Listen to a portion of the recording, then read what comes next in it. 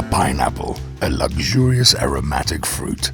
Many enjoy it in a fruit salad, others in a smoothie, and then there are those who worship it on a pizza.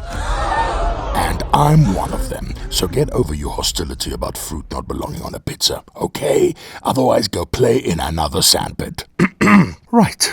There is nothing better than a bite of pineapple sweetness to cut through a salty slice of pizza. And that's what we're making today with Ital Pizza's Familia Margherita. I'm making a pineapple prosciutto red onion and rocket pizza. Now make some noise, my fellow pineapple pizza brothers and sisters!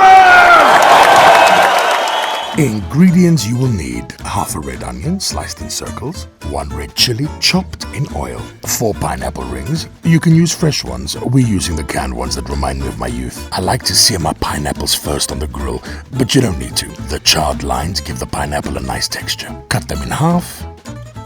Now the prosciutto, about 6 slices, but this for later.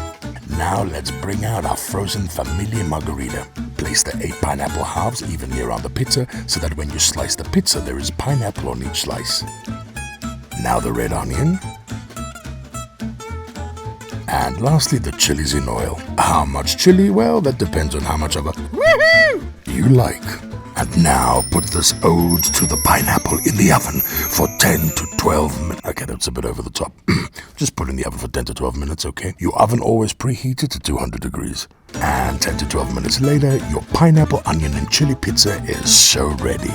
Now add the prosciutto by gently folding it onto itself. Each slice can be torn in half. Look at that. And all that remains is the rocket for that peppery crunch. And your pizza is ready. This has to be one of my favorites. Let's slice and let's eat. Delicious.